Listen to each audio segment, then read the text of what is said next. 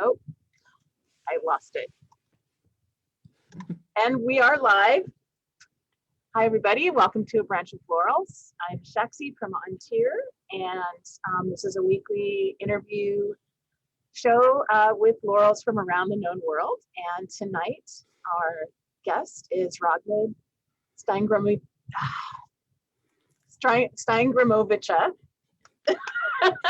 Well done. I'm so sorry. And she found the SCA in Untitled and then moved to Drachenwald a few years ago. So that's going to be an interesting story. So welcome. Thank you for doing this. Thank you. I know it's like 2 a.m. there, so I'm really appreciate it. How did you find the SCA and what made you fall in love with it? My sister, you may know her as Baroness Mira Silverlock. She got me into the SCA. I think she had found it through friends when she was kind of college age, and I was much younger. And how my parents let her take me away for the weekend, I don't know, but so she took me to my first event. It was in Eagles, and yeah, it was just kind of freedom, you know, from parents and stuff, which was cool. But it was just pure magic. People walking around with white belts who, you know, were knights, and to be respected, and, you know, there were kings and queens, and, you know, just kind of given all the, you know, PLQs of what you do when we see someone with a big fancy hat on and stuff. And so I was just the right age, you know, and of course the combat, watching people do the combat was just, you're mesmerized by it. Who isn't, like, and yeah, the cloved oranges. I don't know if you're around when those were about. Geez, you wouldn't dare today. But so yeah, so I just kind of, I remember walking through this big grassy field, and the moon was up. So, you know, you're out in the country and the moon was just lighting the whole field. It was just pure magic. That's it. And I know my son has found events to be the same, and you'll see pictures later and you'll see why. It's just, you know, what it is. Yeah, just for being at that age, and, you know, you hear the voices off in the distance, people singing, having a good time, and so safe. I think it was just such a draw. Yeah, so just, my sister was going to events. She got a canton started. So yeah, we were really an active group. Fiac was in the group, so that would have been his first event as well, I believe. So yeah, just Cool. a group of people. About what year was this, do you think? 83, I think. Oh, wow. And you were 15? Young. 8? No. I'm not telling you. I was young. I was too young.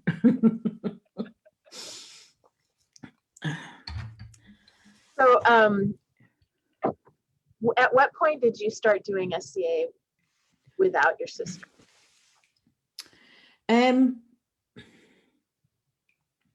Not for a long time, because I was quite a minor.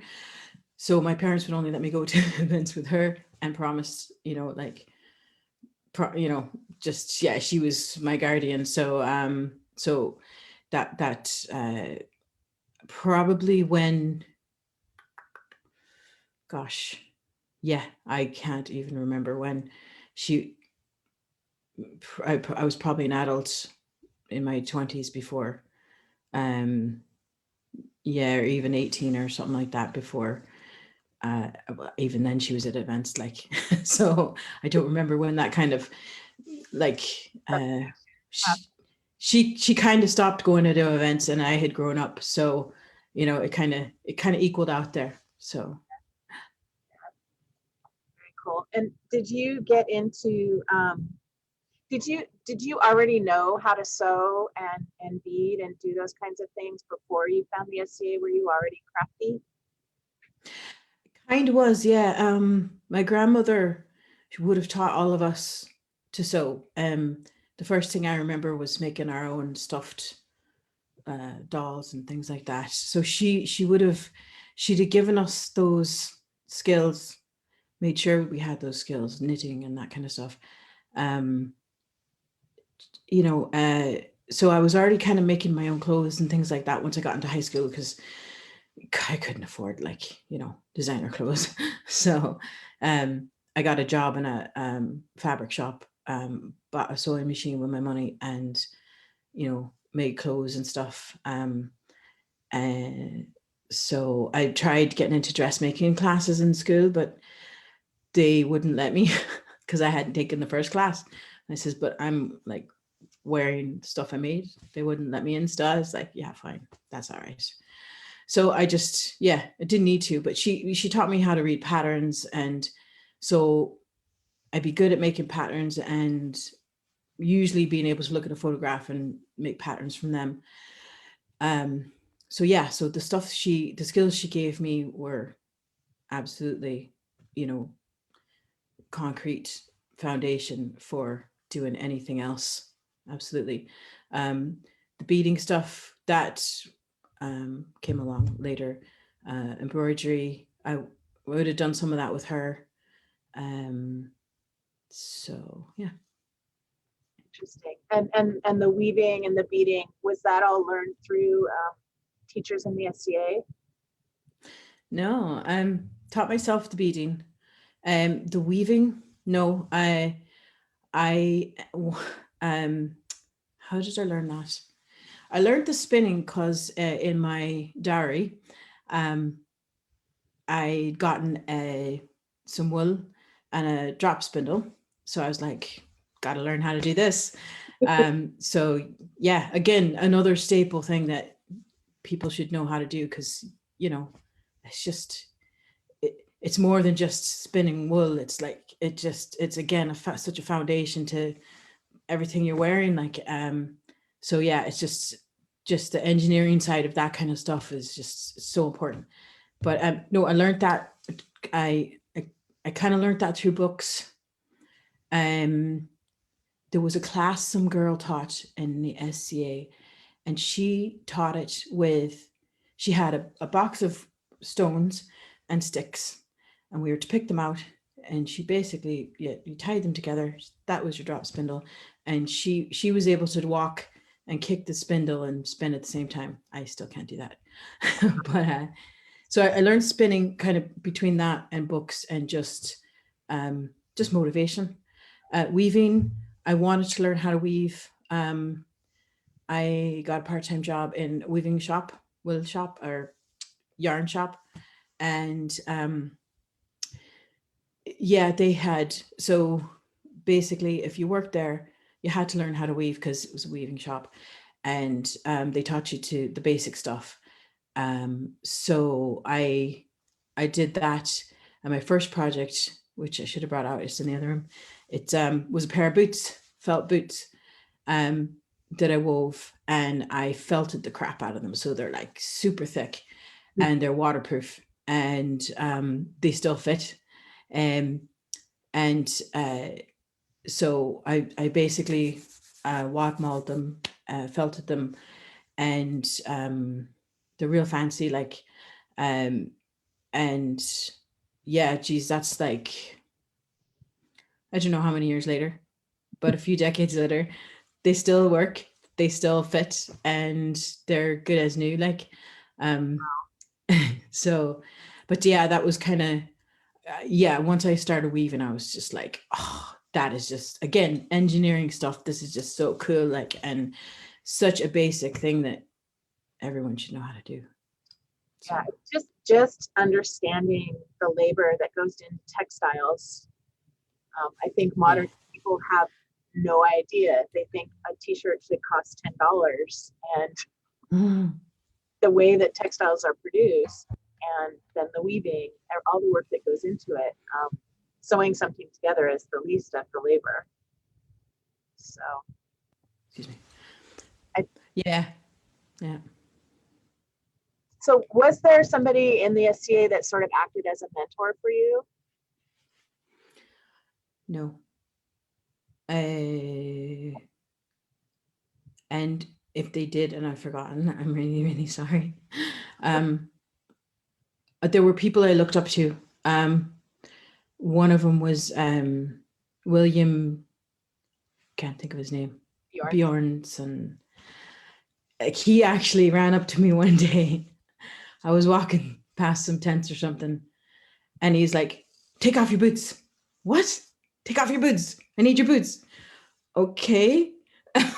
Like, I'm in the middle of, like, I don't know, tents, and like nowhere near my tent. So took off my boots and he ran off with them. I think it was to Laurel Council, which was really cool. Like, I didn't know until I kind of figured it out later, like that, or he was just being weird. But yeah, okay. So but yeah, so he like, his craftsmanship and his excitement around what he did, that was always really a positive thing for me. Torgel, of course, the quality that, like, his work went from just, yeah, the quality, everything, every piece he turned out was just like better. And just the perseverance in the, not just perfection really, but he took something that was a style, but he made it his own style. So yeah, so I would have really looked up to his stuff. Lau was another person. Her embroidery was just perfect, like gorgeous stuff. There was only one other person I've seen in this world who does stuff at that level, and that was a great aunt of mine who I never got to meet, but just, yeah, perfection in every stitch. So I really looked up to the quality of her work. So I guess it was people that had really quality kind of work, and the way they presented themselves, those kind of people would have. And then Dak as well, but we can talk about that later if we're going to talk about anything like with Apprentice and stuff, because yeah, he would have really been an influence on some things that I do now with how I deal with Apprentices and stuff. So yeah, there's a few people. And is that, did you choose your persona kind of based on Dak and Steingrim and Torgel, or just because that was the group you hung out with, or was that what was interesting to you? Yes, all of the above.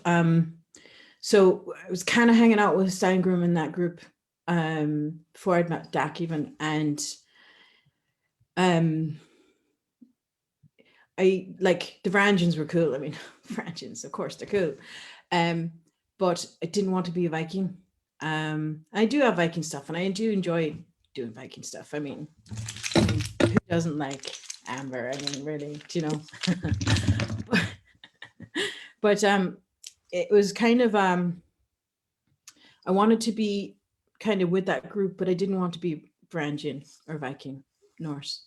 So I kind of did some research and stuff, and saw that, okay, the Russians were heavily tied in with the Norse, and yeah, Novgorod was just such a huge trading town that they would have come through, like, from both ends of the trade route.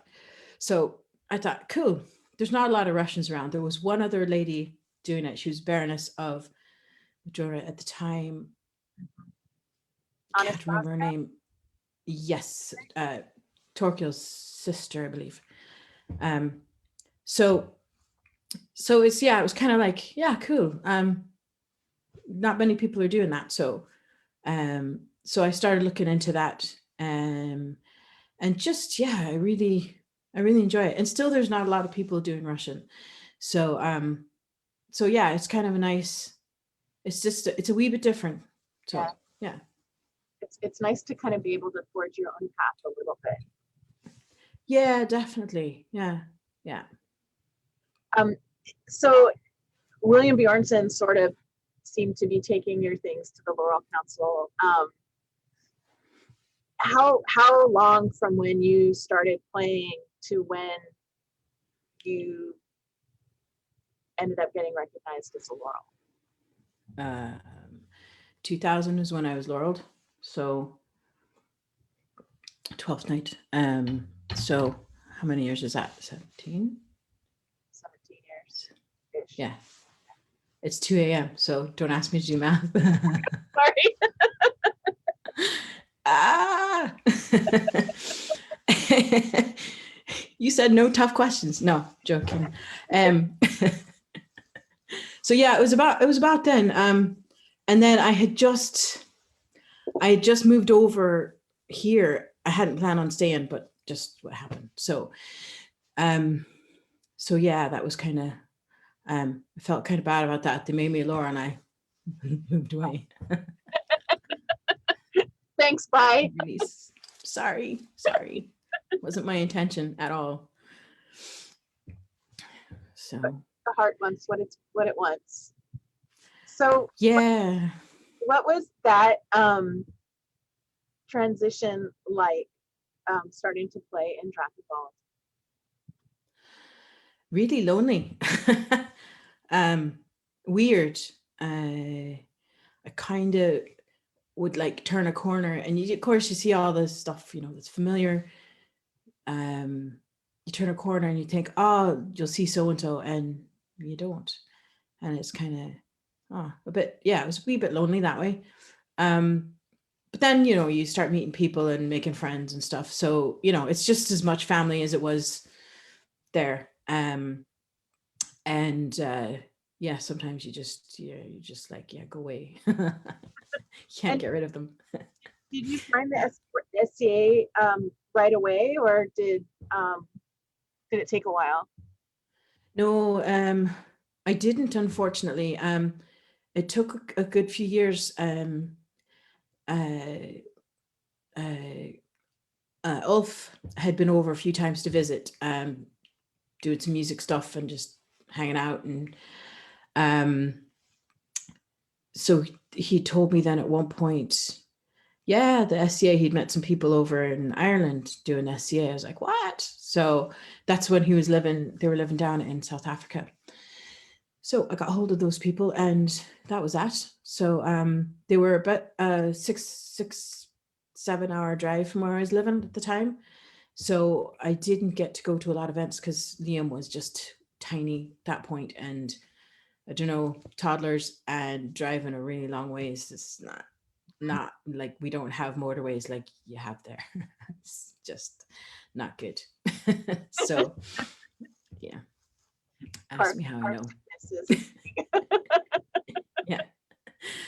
So but yeah, no, like we went to a few events, and so he's pretty much from the cradle, pretty much been in it. And but yeah, it's a good group here, and it's a strong group, really strong group in our area. And they're wonderful people. They're just, yeah, they're family, and really you couldn't ask for better people. Yeah, so And I'm lucky to have found them. you recently got elevated to barony status in your area? Yes, we did. Yeah, that was hard work. We'd been going for a long time. We basically had a lot of the meetings, gatherings, events were in our area, and so we'd end up doing a lot of events, with other groups that were having events and stuff, and we just put the work in, and we had the people. And so I just said to them, Seneschal at the time, and I just says, hey, What do you think? And yeah, so we voted on it. We had great turnouts for the votes. We had everyone was excited about it. Let's do it. 100%, like 100% of the people wanted to do this. It was just like, wow. So I put a proposal together, pie chart and everything. And they approved it, and we were actually technically a barony back in July, but because of COVID, we kind of got put off. So we finally had it it was weekend before last, we had our event online. It actually went really well, and we had the crown of Drachenwald there. We had our prince and princess, Prince Avery, as you guys know, from Antir. He was there with Princess Zoe, and then our new Baron and Baroness, Etienne and Millicent. So yeah, That's a lot of sorry, go ahead. That's exciting. So has that been kind of your focus during COVID, your SCA focus, getting that to happen? No, actually, that was done before COVID. So yeah, it was well done before COVID. And then kind of the event had been planned. We had this gorgeous site in Galway, which we'll still be using again. So it's on a lake. It's in kind of a mountainous, hilly area. It's absolutely fantastic. And so yeah, we had everything kind of planned. So it was a bit of a letdown in that way, because the site was so gorgeous and we had so many people coming from America and all over the world that were planning to come. So that was a disappointment, because yeah, we really wanted to show off Ireland. Like we're basically from Sligo, which is kind of almost, the northwest a wee bit, just underneath Donegal, which is the northwest. And then we're basically all the way down to Cork and across to Waterford, not part of Waterford, but anyway. So we're like 54%, I think, of the island. Yeah, so it's a massive area. So we have loads of scope for cantons happening, and growth happening, especially once COVID's over, I think. So, but yeah, no, this was all kind of done before COVID happened. And to be honest, having it on Zoom, yeah, it was a disappointment because the amount of work we put in. But at the same time, it was a fantastic learning experience, because I didn't think it could be done, and it was done. And I think it went really well, and we had really good feedback, and people had a good time. And yeah, I learned so much from doing that. But yeah, it was something that we needed then as well for the barony. We needed the world to recognize, hey, we did it. We're a barony, and so you can stop calling us a shire. No, it was great, and it was what we needed, I think, for our own heads, and just to say, we did the work, we got there, and yeah, cool. So it was a real boost, and you could see it on our ANS meetings. It's like you go from like 6 people on ANS to like 20 people on the ANS. It's like, where'd you guys come from? This is great. But yeah, the excitement of we can do this and we can do that, and yeah, so it was that was good. Definitely. It breathed a lot of life into the area. Yes, it did, and we just needed it, because we've been on lockdown since March of last year for pretty much a year. We had a few months of lighter lockdown, but we're pretty much stay at home, stay inside lockdown, and 5-kilometer exercise area. And like, it's really tight, and it's not pleasant, and it's a bit of a head wreck. So yeah, no traveling outside of the country. No, it's just, yeah, really locked down, because being such a small country, when it hits really hard. You just don't have So resources. yeah. We, our family has also been on lockdown that long, and it's not easy. So Yeah. I feel you. You put together a slideshow. Do you want to look at some pictures now? Yeah, sure. Let me see if I can do this right. I nearly clicked leave. Jeez. All right. No, don't leave me. Okay, I'm just switching screens here. I don't know that. Okay. So screen. Oop. I just move you back over there. Hey, it worked. Yay. Okay, cool. I can see you down there and I have this up here. Okay. So that's me, just in case I forgot my name. Yeah. That's me when I was a baby.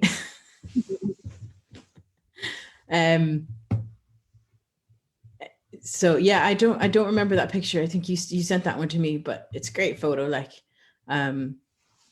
I think Dak's going off to fight in a crown or something, because that's usually when you'd have all your squires and stuff with you. So there's wee Derek, or wee Sven and Colgrim. Poor Sven, we gave him such a hard time. Me and Grua. And then this, I wasn't sure. Someone posted this at some point, and I just caught it, and I thought, geez, I think that's me. And then I thought, oh no, I wasn't sure, but yeah, that dress was a pattern. The one on the right. I don't know if you can see my wee marker or not. Yeah, oh, I think I have a laser. I think I have a laser point even. Yeah, cool. So this dress, I think Erin helped me make. It was like a Greenland pattern. It had like 7 pieces. It's a really flattering kind of style. It's cool. And then that's my squire's belt. So I was squire to Alfred for a good while. So I guess mentor wise, yeah, he was also a good mentor, like just a real calming, level headed kind of guy. Sure, you know yourself. yeah. So that was a good honor to be squire to him and stuff. So My husband as well. oh, was he? Oh, right, cool. Squire brother.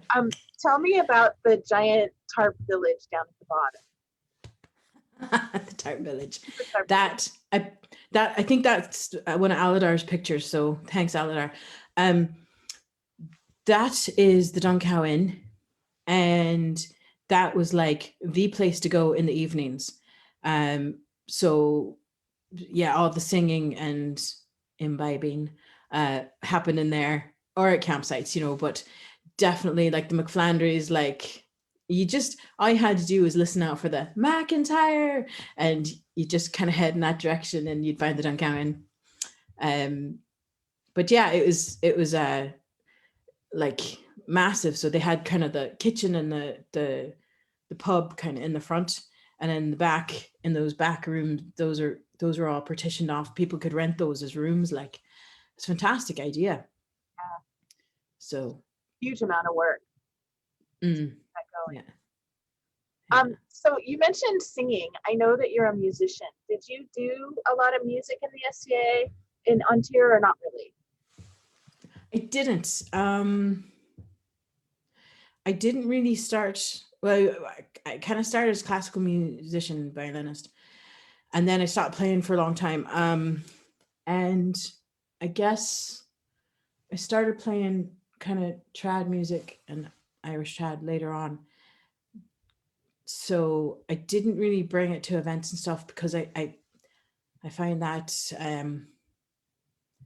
it's late period. A lot of there's a few songs I would know now, like tunes and stuff, that would work for SCA, that would be in period, but most of them would be much later period. So I didn't play, because I find that I try and be respectful of the time period that the SCA is, although it's a lot more like like obviously sea shanties and things like that and stuff.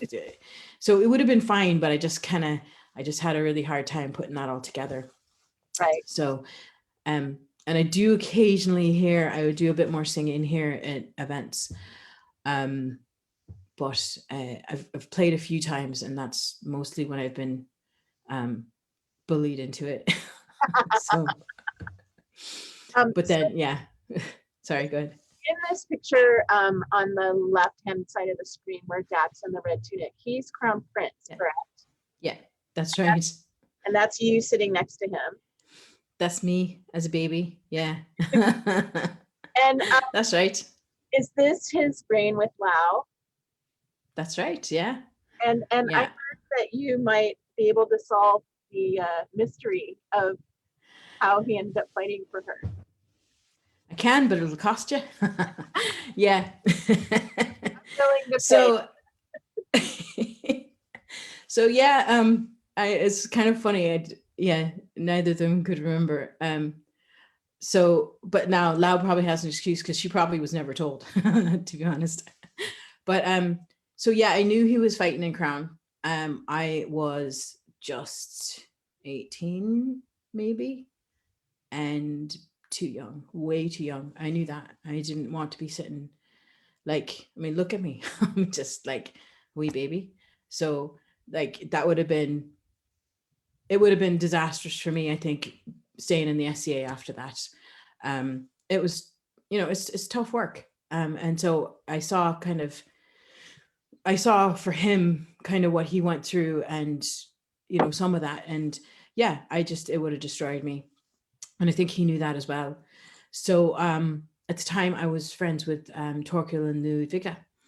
And so I was like, I don't know, like, it'd be nice to find someone that he can fight for, that, because I need to kind of get on with him as well, like, so yeah, Lau was suggested, and I thought, yeah, do you know what?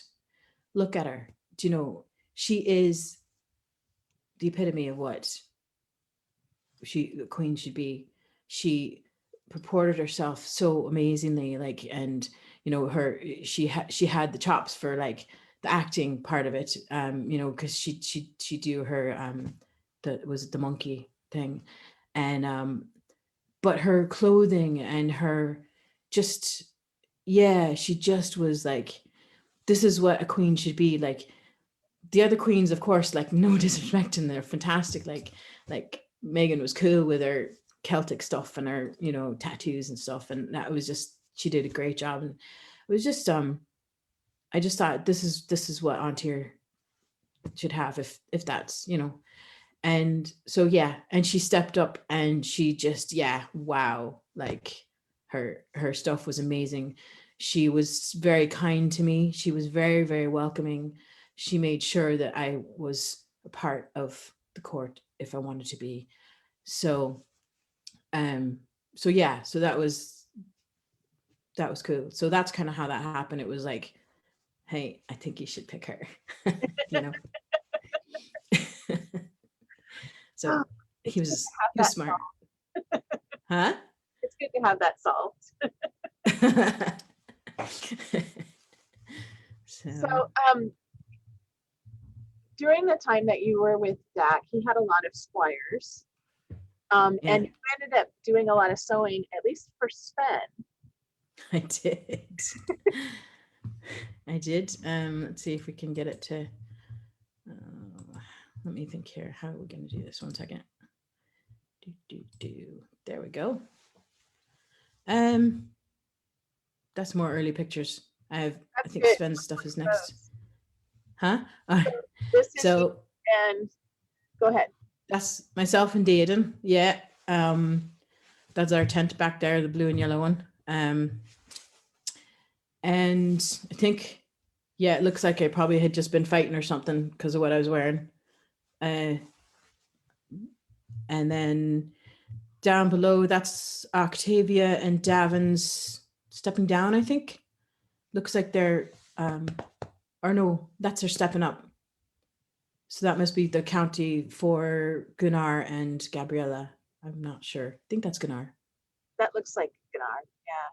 Yeah. Yeah. And there's So and Groa and you. Fiak, yeah. Skepti, isn't that in the back?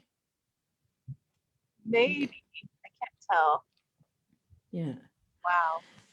So yeah, and then the babes of Ontario there.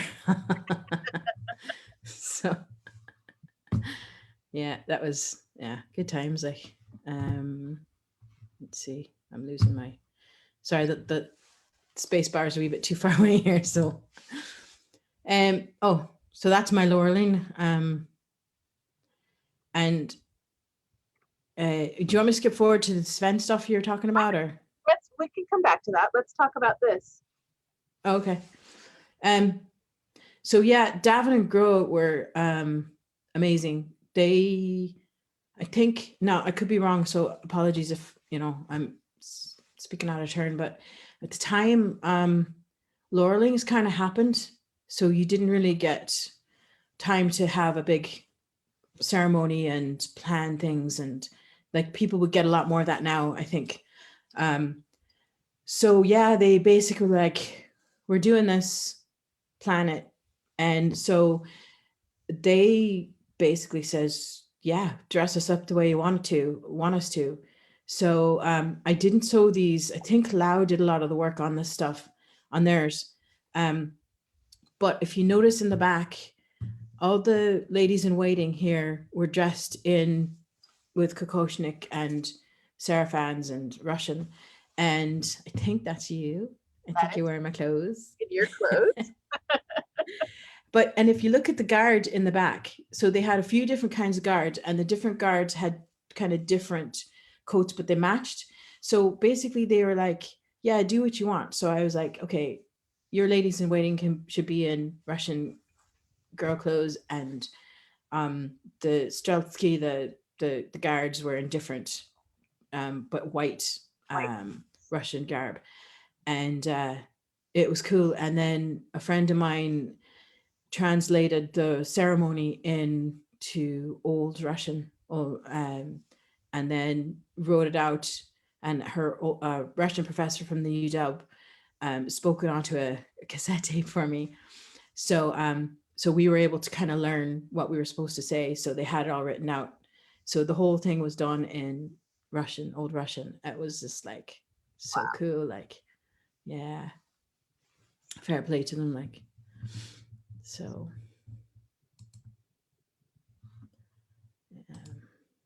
Oh, more stuff for. So yeah, I do a lot of stuff for people like Girl was doing Scythian, I think. One of her reigns, and maybe second or third, I don't know. So I did these boots in leather, and those were all hand cut out. They were a labor of love for sure. I made the pants So, and in that picture. huh? The pants she's got on with the boots I made. Oh, cool. Funny. Excellent. Yeah, those boots are just gorgeous. Thanks. Yeah, she actually had them, and they came over to Double Wars there a couple of years ago, and she actually had them with her. I was just like, I totally forgotten about them. Like, so yeah, that was cool. Like to see them again, and that she's actually still able to wear them. Like, so, and then that was a hat that I did for her second or third, I don't know, stepping down.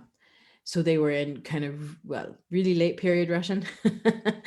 And yeah, so that's a cool hat, and she gifted that to me then afterwards, which is like really cool. And I do wear it sometimes, so when I want to feel tall. And that netting, you hand do all of that pearl netting. Right? Do? Yeah. Yep. Yeah, all of that's, yeah. It's yeah, once you get the hang of it, it's not too bad. Like it looks more complicated than it usually takes me a few tries.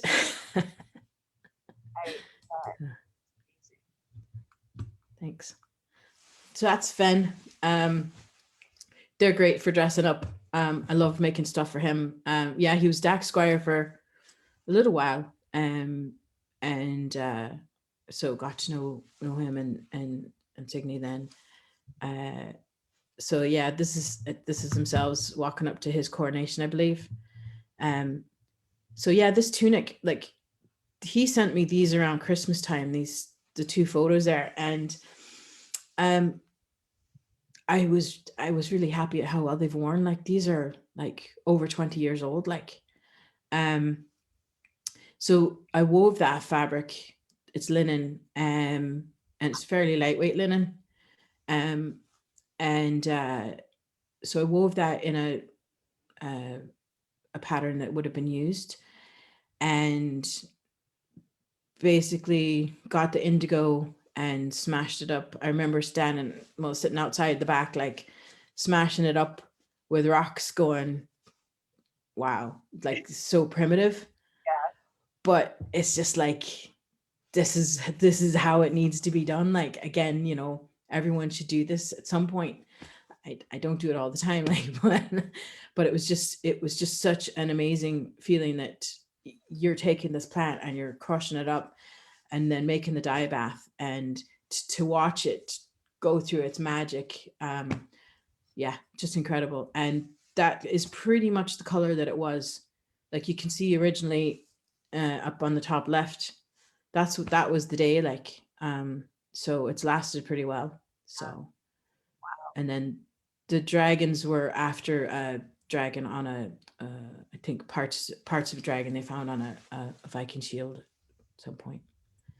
So, and that It's just beautiful. And your work, in Ontario especially, Viking age costuming has gone through a lot of kind of trends, but your work is so true to form that it's aged completely well. Thanks. Yeah. I I had gotten in the local library, so long before the internet, I'd gotten to look at a copy of the Margaret Hald Ancient Danish Textiles from Bogs and Burials book, and nobody had it. Nobody had heard of it at that time. So I was like, excellent. I wrote down, because you couldn't even check it out. It was a reserve book. I wrote down like all the information. It was from National Museum in Denmark. So I wrote to them. I thought, they can only say no. I wrote to them. I says, look, where do I get a copy of this book? It's amazing, like, because it had, like, this woman had broken down everything and all the weaves and the null binding, and it's just the sprung, and it was just like, yeah, it was just like, wow, it was so incredible. So a few weeks later, I came home from work and there was this box on my doorstep, and I still keep that book in that box. And yeah, nobody's allowed to touch it. Gloves. But it was so precious. Like, it is still, it really still is. But they just sent it to me, like, the National Museum in Denmark just sent me the book, like, yeah, send us the money. Wow. Okay. Thank you. Like, so that, for me, yeah, it was such a turning point, because I would just spend hours going through it, and I didn't understand null binding for ages. I do now, but it's taken just to get your head around it. So when we were in Double Wars there last time, we were in Denmark then, kind of just where you fly into and stuff, and went to the National Museum. And I forgotten about this book. Not, it's back in. We're walking around stuff, and I come around this corner, and there's this like outfit that was in this book, an outfit that I used to just study, and there she was, and I was just like, I just started crying. Like, I couldn't help it. It's just like, there it is. Like, oh my God. Like, I never even thought I was coming here, but I never even thought I would see this stuff. And there was all the bits, all the pieces, and it was just like, yeah, just wow. So so incredible. But so with his stuff, with the weaving, I really tried to do what was found, because to me, that to get to that basic, I just needed to get to that basic level, really, for my own self. So Although they were lovely to dress and everything. I really did it all for myself. So, and then on the right, he's wearing a surcoat. That was fun, actually. I embroidered the whole thing by machine, but it was really fun to actually do, because yeah, it was just different. But yeah, it turned out really well. So that was kind of cool. And then this was for go ahead. When you do machine work, there's this immediate gratification that you don't get when it's all by hand. Yeah, exactly. It was just like, why haven't I been doing this forever? Because it's machine. But yeah, no, that was cool. I missed that machine, but it didn't work in Ireland. I think I blew it up, actually. Oh. Oops. That's all right. So amazing. Huh? This dress is so amazing. Oh, thanks. This was after one that Erin, one of the queens that reigned with Torgal, she had a blio like this. Hers was in white, really light cottony fabric, and it was gorgeous. So I kind of I fashioned it after that. So yeah, it's all again, like this was from the same reign when from the blue tunic that he was wearing earlier. And so yeah, so that's like, again, geez, I can't believe how well it's lasted. Like and all that smocked, and then we freshwater pearls on it just for fun. But yeah, all that fabric is in that sleeve. It's like, so it was a bit heavy by the end of it. Now I have to say, I felt sorry for her. She probably had a backache after wearing it. But It's just so beautiful. And did you weave a belt that went with this as well? yes, part of it. Okay. Someone else finished it. Well, yeah, there was a tablet woven brocade tablet woven girdle that went with it as well. So yeah, I thought so. I remember it. It was yeah, very yeah. impactful. So beautiful. It was, yeah, next. Yes. Anyway. So yeah, no, it was beautiful. It was impactful. It still is, but yeah. So, but yeah, that was a lot of stitching, that dress. This, I think, was their second reign. Again, they were great to dress up. Like, I love dressing them up. So she wanted a Burgundian type. So I look at it now and I'm like, I see all the mistakes, but they were happy and it worked. And what is so fantastic about this is, people in Ontario know this, but other people won't. So he won crown for the second time. He's going up, he gets the crown on, he puts the crown on her, and then basically has somebody I don't know if he threw the pillow out or whichever, but that's him proposing marriage to her. And it was just like, so cool. Like, do you know? There were a lot of tears in the audience that day. Yes, there were. And they're just such lovely people as well. Like, you just, yeah. So I'm not sure who made his stuff there, but yeah. So. And this was like 1998-ish. No idea. Late 90s. Could be. Yeah. I think that's Fiac back there pole dancing. I'm not quite sure. Yeah, it is. And Skeg, yeah.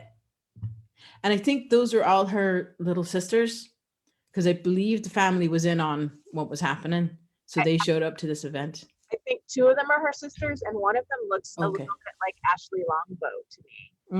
Maybe not. Yeah, you're right. Yeah, no, I think you're right. The one in the back. Yeah. Yeah. So cool.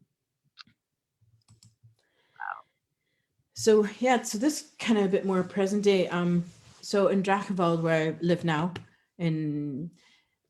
it's so this lady on the right, she's Shurin Yahanara Banu are I can't, I've got it completely backwards now. Anyway, so she's a Persian persona. And Sheridan, who I believe yourself and Rivkin, so Rivkin spoke to one of the ducal things. So he won crown for her in Drachenwald a few years back. So her being my apprentice, she made me her wardrobe person. How does that work? So Sir. yes, absolutely, 100%. No, I have to say, like, yeah, anytime. Like, she's a wonderful person. She's mad into weaving, like, so she did her cuffs there, and that's in oh god, it's 2:00 in the morning, it's 3. What is it? Samite type of weaving. So it's you've got a cord type of warp, but your weft is packed in really tight, and it's silk. So they're lovely. Those are pieces she's done. And then I did this. This is my first stamping foray for her. So I embroidered the leaves around she wanted, and then the stamp I made, actually carved that lino stamp. So it's the one kind of with the 2 birds, and there's some floral stuff in between, and then there's another stamp there. So that was yeah, interesting. So I enjoyed it, like so but yeah, it's the process was I have a small house. So it's like, I'm sorry, you're gonna have to wait for dinner because I'm in the middle of printing something here. Yeah. So I got to do their stepping up clothes. And so yeah, as the coat, this dress was beaded completely all the way around. And his was beaded, you can't really see it. But yeah, every time Sheridan would walk by, then you'd hear this all the beads kind of falling off because he's been sitting on them. Oh no. So there's me following Sheridan around going, Sheridan, your beads are falling off. He's like, oh yeah, you can fix them later. Yes, Your Majesty. So yeah. But I love these, the trousers or leggings. They had these kind of fern things on them, and then the wee bows, and you can't see in the back, but they also have bows coming off the back. And then of course the hat that he's wearing got many comments. So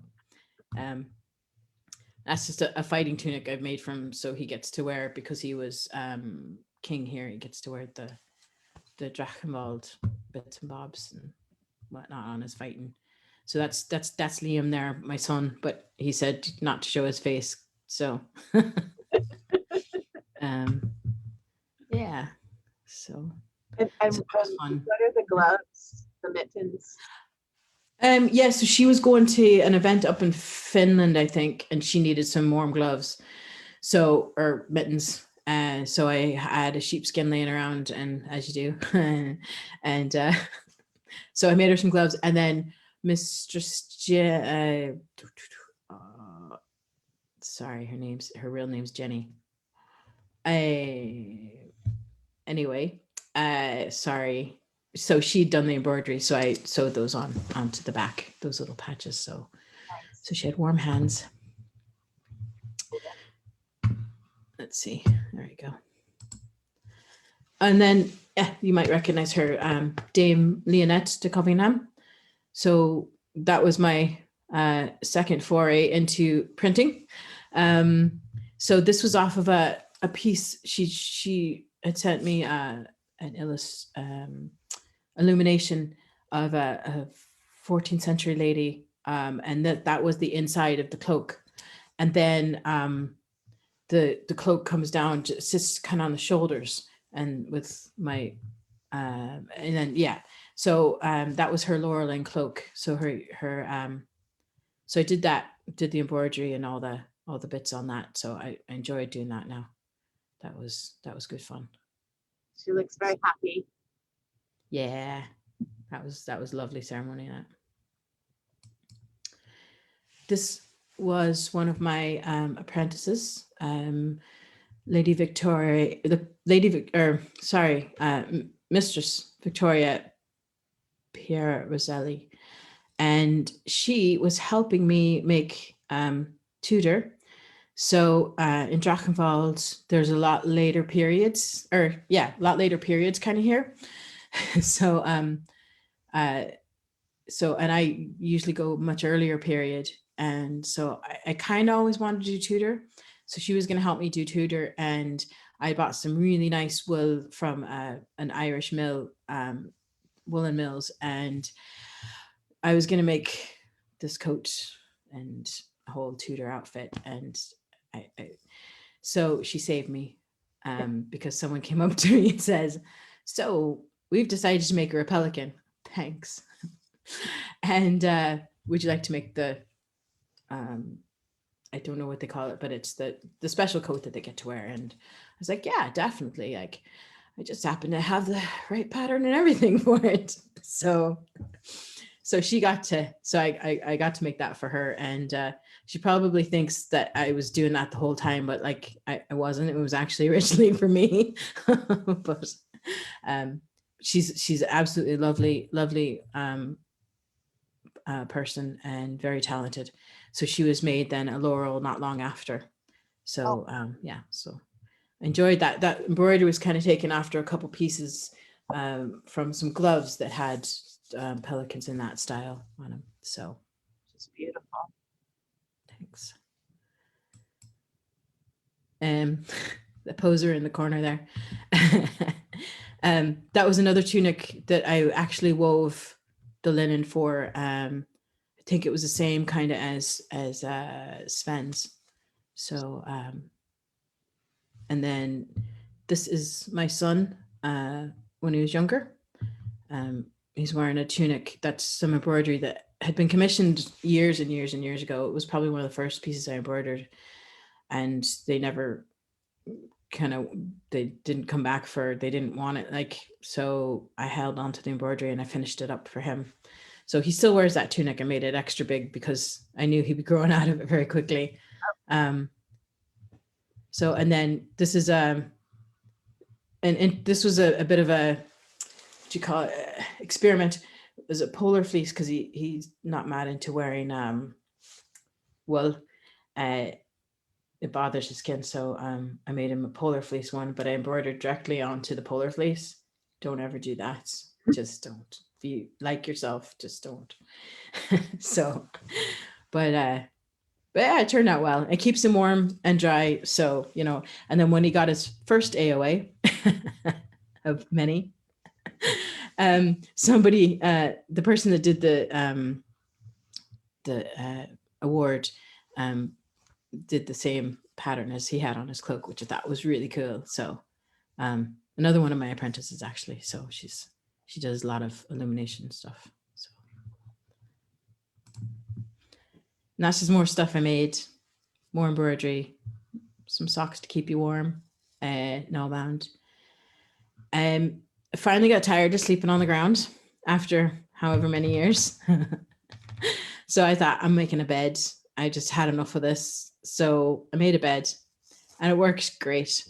And in fact, that is me taking a picture of it after I was unloading the car and I turned around and Liam actually had it all put together himself. I was like, this is amazing. Yeah. And he wouldn't sleep on it the first year because he was too cool to sleep in a bed, especially with his mother. That's fine. More for me. And then once he put it together and then he laid down on it, it was like, no, I'm sleeping here. I was like, damn. So, yeah, and then just tried my hand at illumination a bit, and I kind of like it. So that's going to be, once I finish my PhD, I will probably be doing a lot more of that kind of stuff, because it's just really, yeah, it's different to be painting without thread. So Yeah. yeah. But you're working on your PhD right now. Yeah. So hopefully we defending that in a few months' time. So That's really exciting. it is. Yeah, I can't wait to have a life. I've forgotten. Wow. So that's the stuff I really love doing. So that's from my Laureline, the hat and the cuffs. And yeah, I still wear those. I enjoy them a lot. And then the green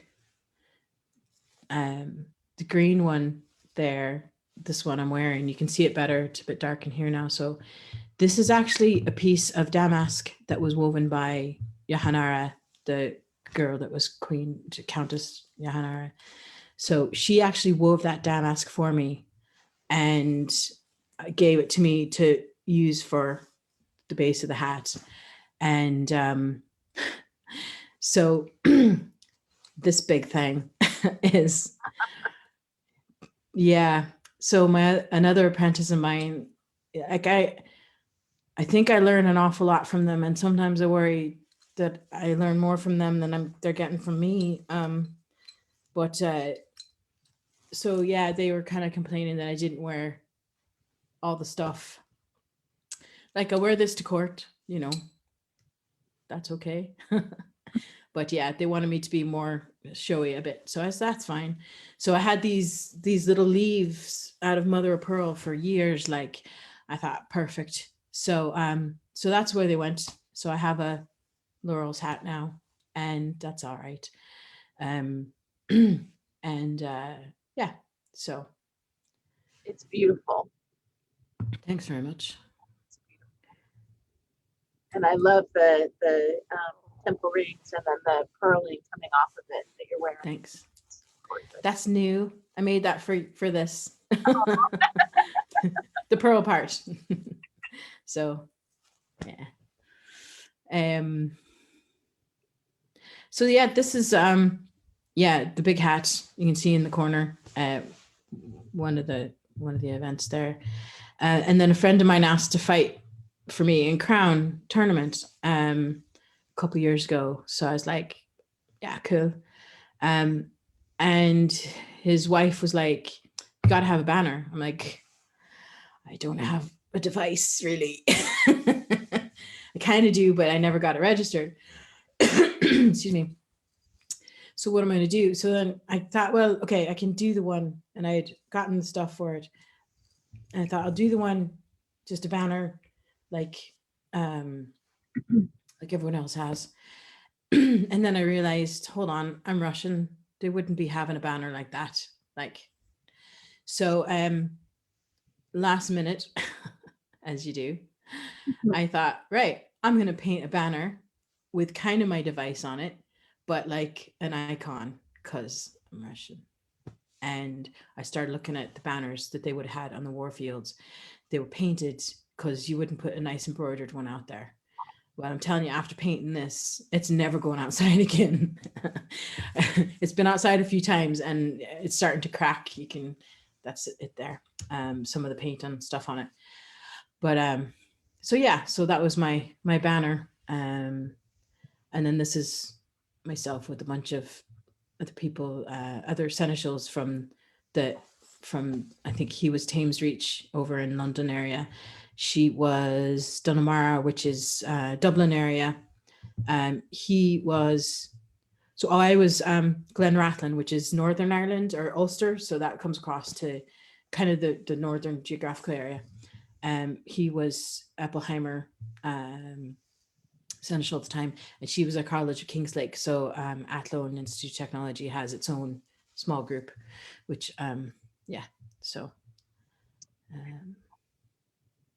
so that brings me into kind of my favorite project, one of my favorite projects.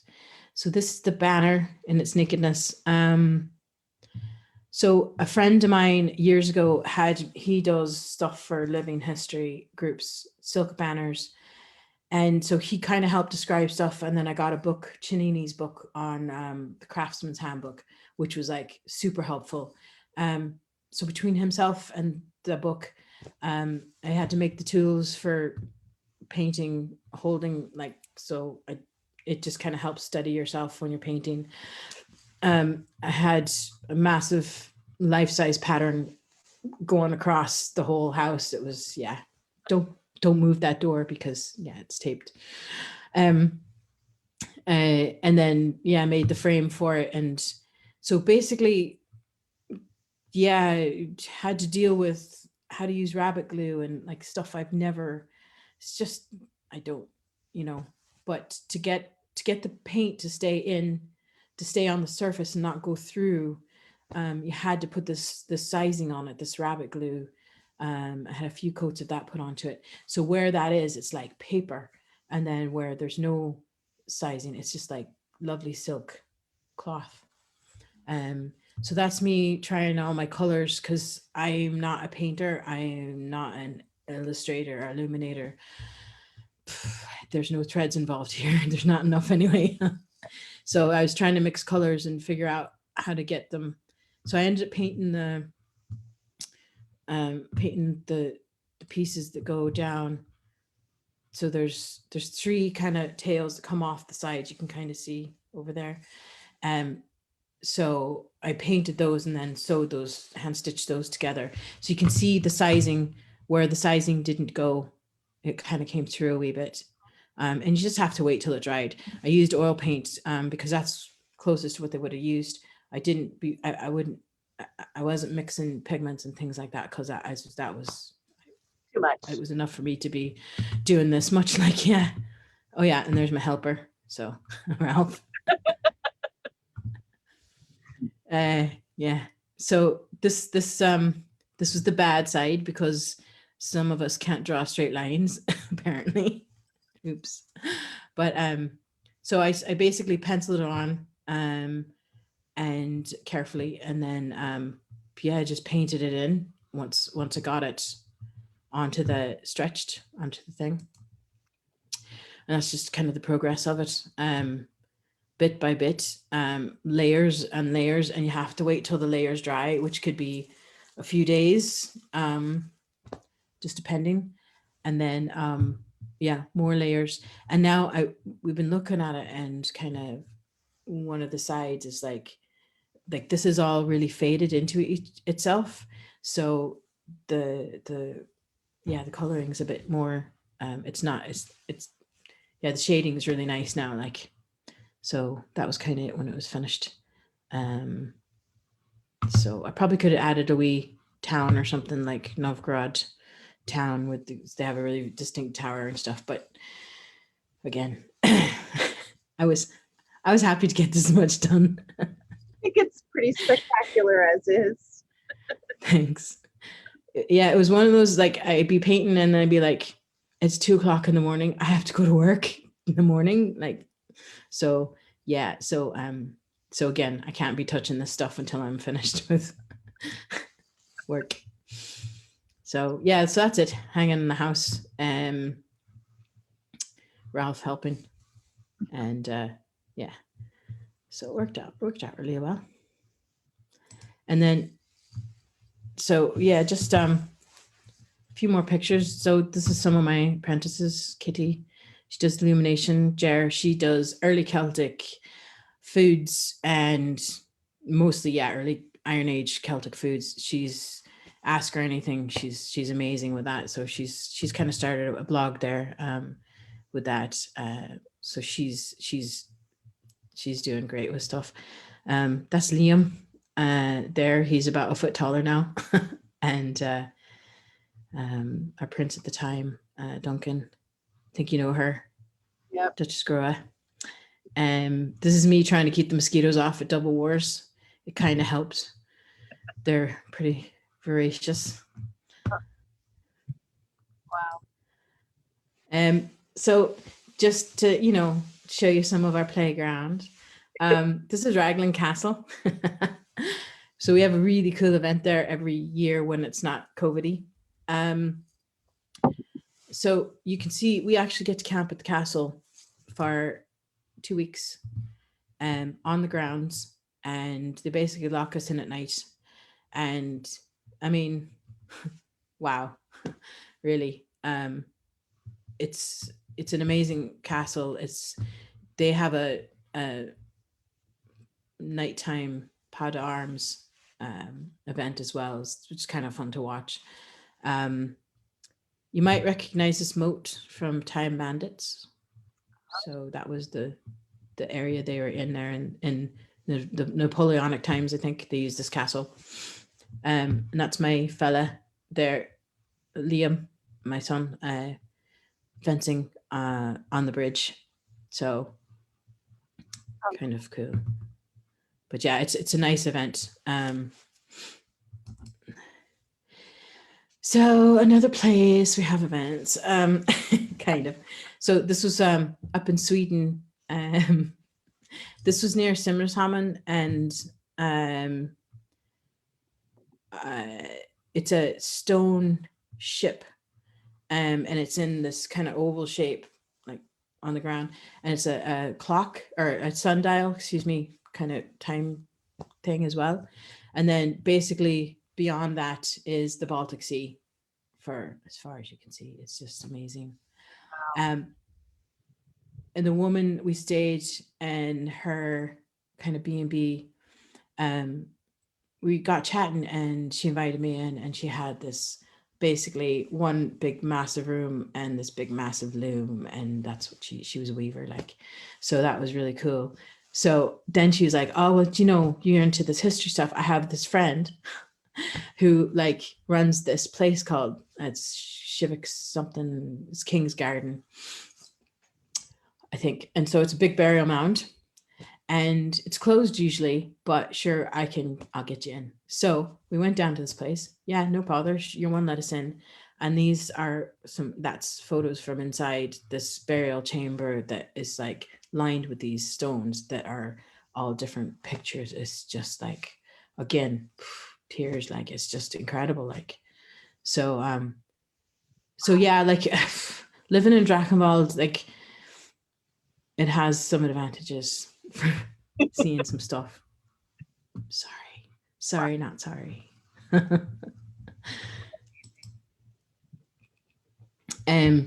Yeah, more at Raglan Castle. That's Liam doing his archery. His sloth picture, or sloth picture, as he likes to call it.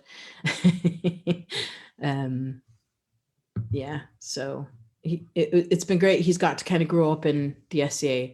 So yeah, he's you know, he's good at archery. He was the youngest in getting his free scholar for fencing in Drachenwald, and yeah, he's it's good to see him kind of involved in that stuff. So he's really looking forward to doing some heavy fighting and stuff when we are able to start meeting up again. So yeah, more pictures of my boy, because so that's him fighting Lynette, and it's actually one of my favorite pictures because the bend in the swords, just like so that's him getting his free scholar. And this fella here, Master Dougal, Liam asked him, Cuchulainn asked him, would he sponsor him for his free scholar? And they hadn't planned on going to this event in Wales at Raglan, and then he was just like, you know, like, I know he's my kid and all, like, but the guy actually flew from Finland down to this event with his family to sponsor Liam because Liam asked him, and he thinks that highly of him, do you know? So it's like, it's really cool because it's taught him more than, I don't know, it's just taught him so much about life as well. And, you know, when you appreciate something, and, you know, so it's cool. And people like that, like, he's an absolute gentleman, and, you know, to have those kinds of influences for Liam, it's great. Wonderful. That's him getting his third AOA. So Avery has christened him Lordy Cuchulainn. So oops. So Great. let's see here. Sorry, I keep losing my cursor. Oh.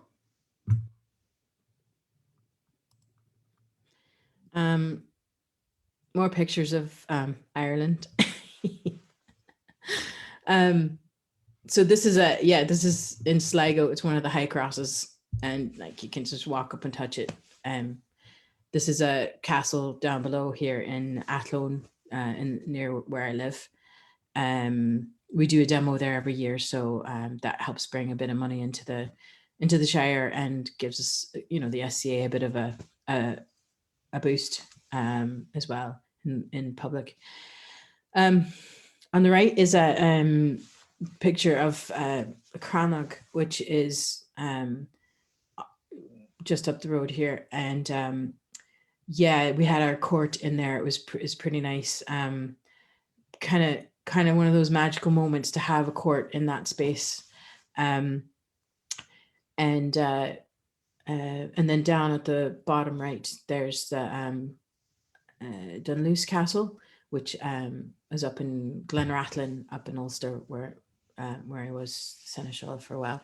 So that's a pretty cool castle, like to go out, look around in.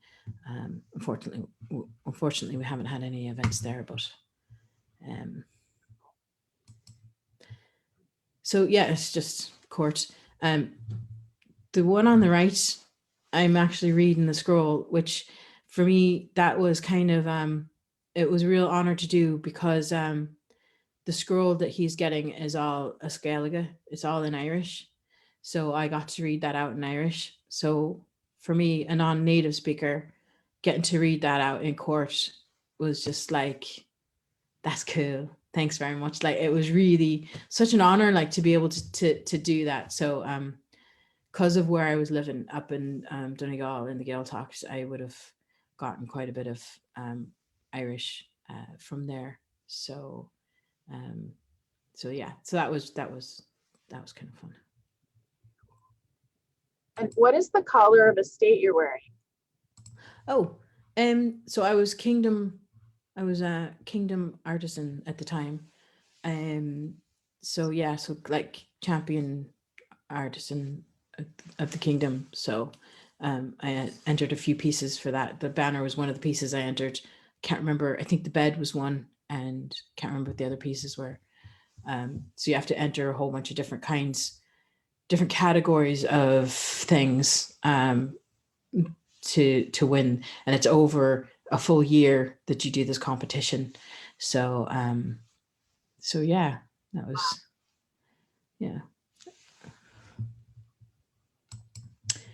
that's just some of my embroidery. We do demos a lot, like I was saying, so that's how we end up getting people. And sometimes depending on where you're doing the demo at, they'll show you a bit of money, and which is great for the Shire. Then we have a bit of extra cash to use for stuff. So that's my tent with my banner. So one of the things I did here too was again, it's very late period stuff, so I wanted to throw a bit more early period Celtic, and like what you're looking at right there, the Vikings were all over it, absolutely all over it. And so I kind of did, I missed the all thing that we used to have in Ontier. So I started doing one here, and it's now going to be the Baronio weekend, which is kind of cool. But so basically I bring the loom, and we do weaving and thrown weapons. There was a lot of forays out into the water with boats, and it's good fun. And then there's a Viking ship that goes up and down the Shannon, and it's a barge, like, but they've got a dragon's head on it. So we all went into town in the Viking ship and picked us up at the marine and took us around. It was cool. We were all in costume. So this is at the All thing. So this loom here has a bit of Ontier history. That was made at I think one of our first All things by Jack and Torgal and some other people that were around. They hewed those poles from fallen timbers at the site. So the 4 pieces there were all fallen timbers, and the beams were all from timbers. So it's still in use. I still use it. The people in the barony still use it. So at the All thing, that was always set up, and people would weave on it and stuff. So it's kind of cool. What are the weights made out of? A friend of mine back in the States made those. They're pottery weights. They're just heavy clay. They're real sandy, gritty kind of. So she fired those for me. Wow. And then I think at the over? Huh? Did you have it shipped over?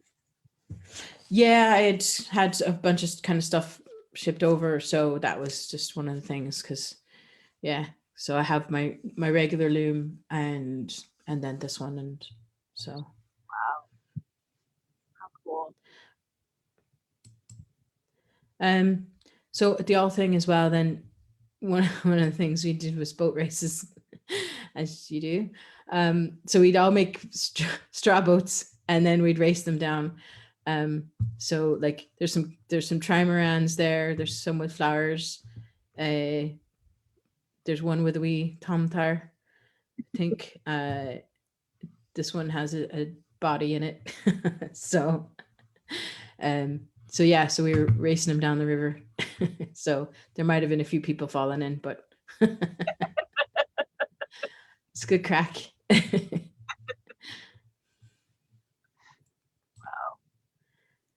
And so this is probably my most favoriteest picture ever. Someone took for us, and that's Liam or Cuchulainn standing on the edge of the castle wall there, and Raglan Castle just sunset, and it was just like his long hair flowing, and it was just like, oh man, cool. So yeah.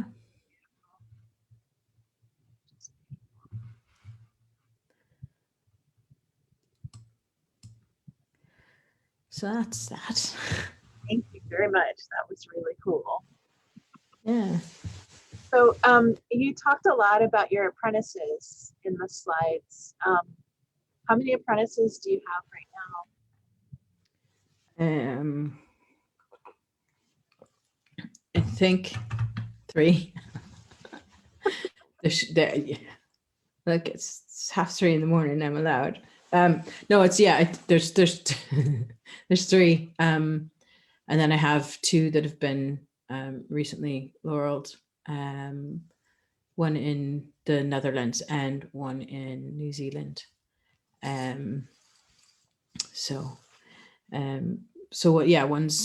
One's a does weaving. Johanna and Jared does the cooking, and Kitty does the illumination calligraphy stuff.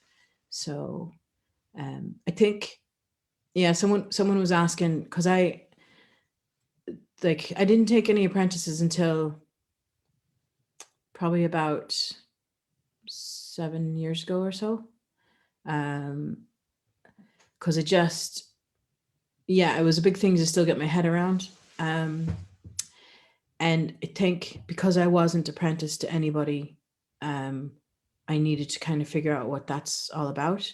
And I think that was one of the things kind of from earlier I was saying that, like, I guess I treat them like Dak would have treated his squires. They're a part of the family. I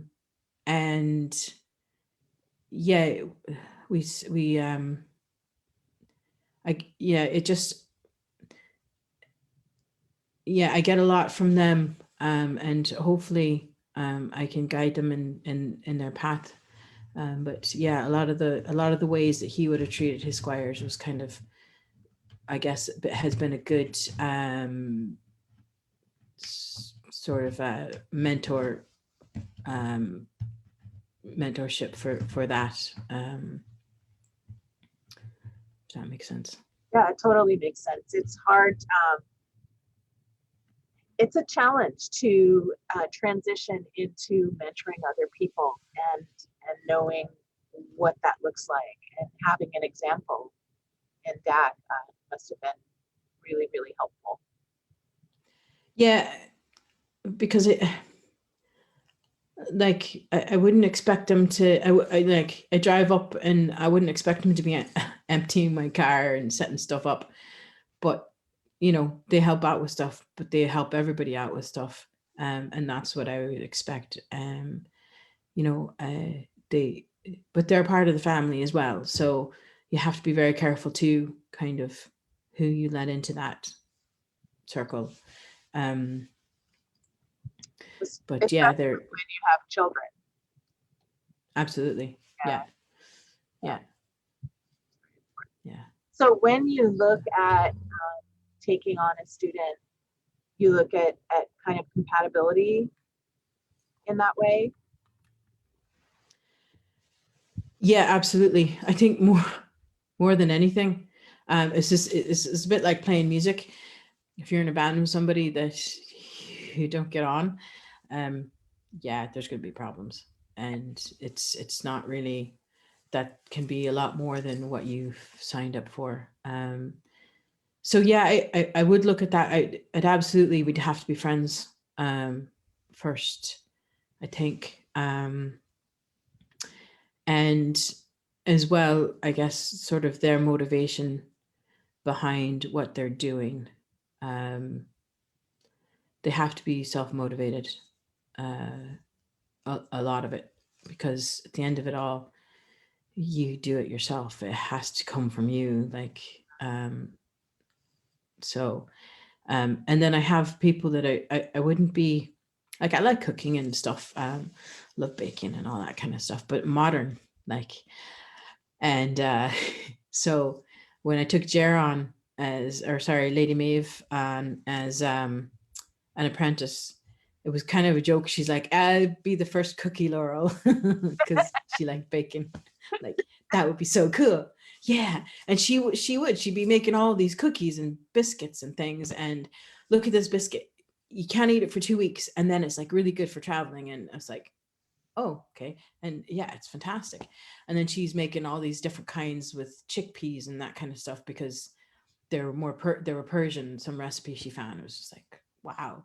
But then, yeah, so she's really gotten into, she's found her niche now, and she's like, so that's the exciting part. Is it kind of started out as a joke, but I knew she would, she just had that motivation. And then, yeah, she found what she wanted to be doing. And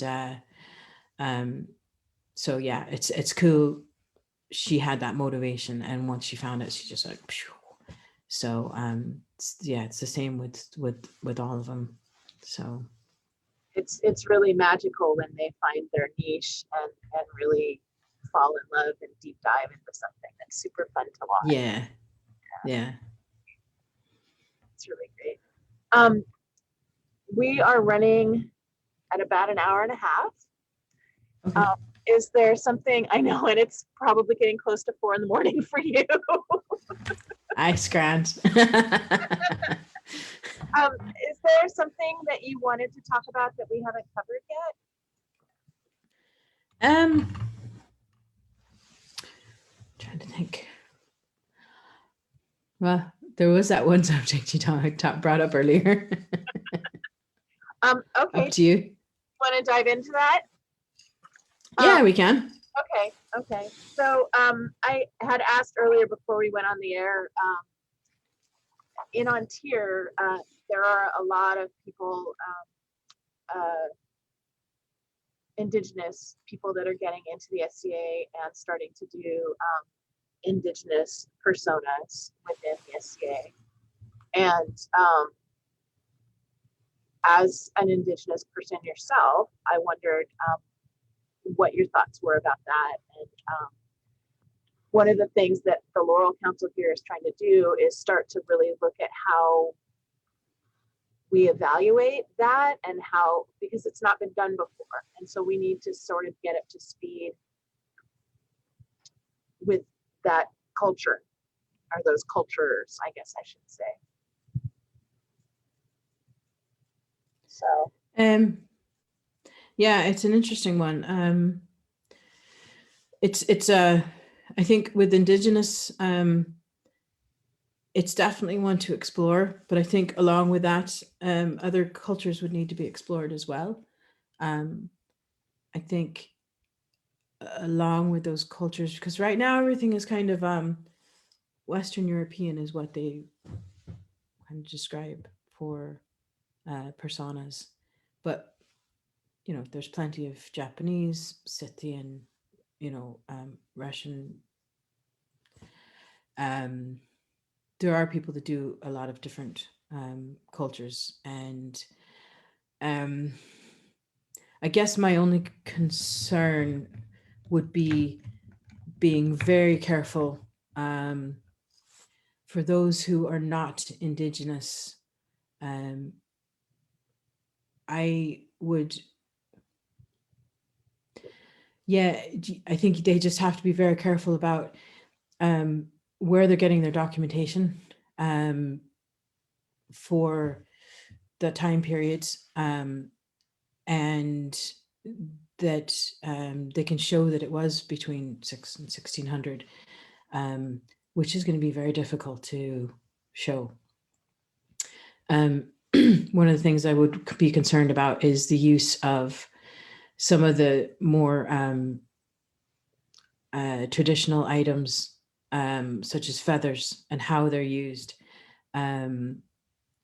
So not everybody gets to wear feathers, and the use of feathers is fairly specific, and there's a protocol around these things. So I would be a wee bit concerned about that it's that it's not just that it's respected in the use of that, but especially if somebody isn't already Indigenous. I think it's kind of walking a thin line. yeah, for sure. I think that when you research a culture that is still, the spiritual items are still relevant and important and sacred today, I think maybe it's something that's a world you shouldn't invade. It's not. It's a, there's a boundary there that shouldn't be crossed by someone who isn't Indigenous, I think.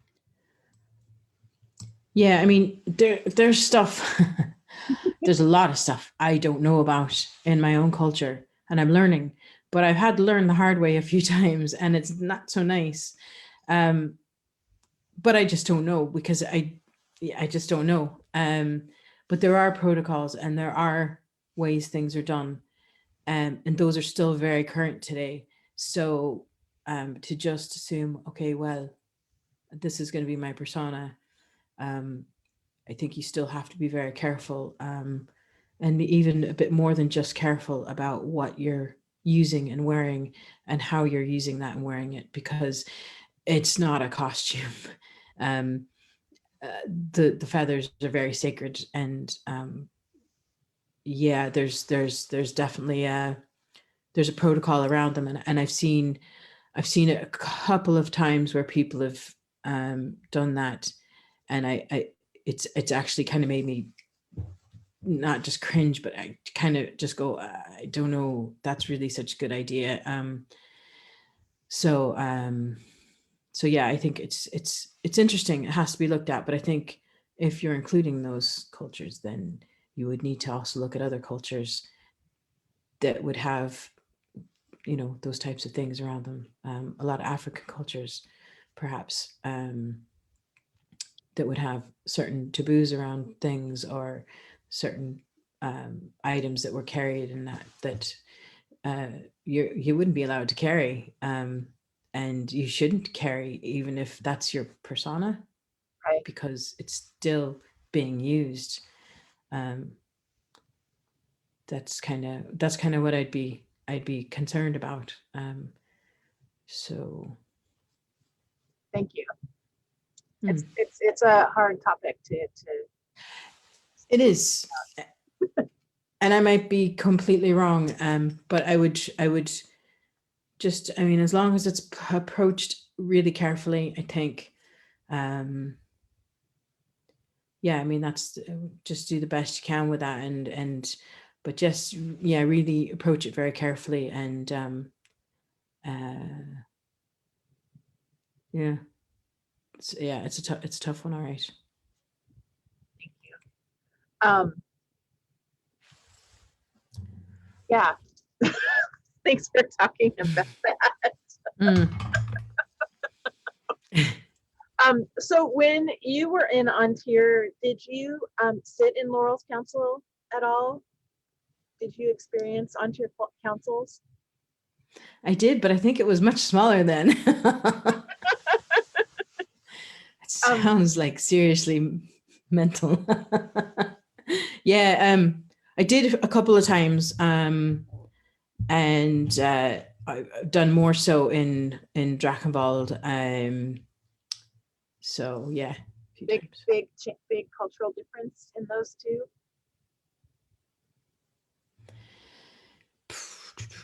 Yeah, yes and no. I'd say similar. They're both really spread out. Sorry. Both areas are really spread out. Yes. Yeah, and that's something I actually want to pick your brain about, because you talked to in one of the interviews about the way that Ontario handles that, and I think that might be an appropriate approach for us as well, because we have not just great distances, geographically we're huge. Geographically, Ireland's big enough for us. Never mind getting to the UK, to continental Europe, or the Nordic countries, Or South or South Africa. Sorry. Yeah, exactly. So it's really spread out. So the idea of having regional meetings, I think, is fantastic. And I think that would also represent a lot of the areas that may be underrepresented. I think that would be an excellent approach, to be honest. Yeah, I really, I'm very grateful to Lau for starting that. And I think it works really well for us. Cool. Yeah, I really do. And I'm happy to, we can Zoom later and talk more about it. Yeah, like later. Like not at 4 in the morning. No. Another Sunday morning for you, evening for you would be good. Sounds good. Yeah. Well, it is so wonderful to see your face and hear your voice and talk with you. Thank you so much for doing this.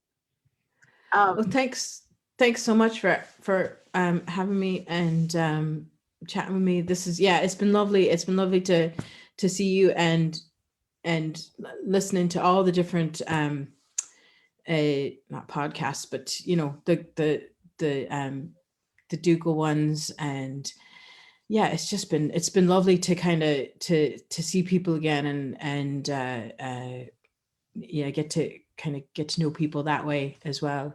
And to be honest, like your what you and Rivkin have been doing has actually got me really more excited about doing stuff again. And so yeah, it's yeah, you're doing a great service to not just Ontario, like this is reaching across the world, like, so thank you. Thank you. It's been a pleasure and a privilege to do it. I'm really grateful to everyone that we've been able to interview and everyone that watches. So, all right. Well, thank you again. And thanks everyone for watching. And next week, holy cow, is it March already? Yeah. It is. Wow. I think Rifkin has a ducal interview on Saturday, and I can't remember who it is. And then next week on Branch of Laurels, I have Olivier de Bayonne from Atlantia, and he is a bardic laurel for poetry, but he's also a total geek for Scythian and has all the tattoos and everything. And he and I have bonded a lot online about research. He's turned me on to a lot of new research, so I'm super excited about that. And then for the sisters interview, we're doing Raymond's Quiet Press, so that'll be super exciting too. So thanks Sounds again, great. and Thank you. I hope you can get some sleep. I will definitely. Really appreciate it. Good night. Thank you. Good night. Bye.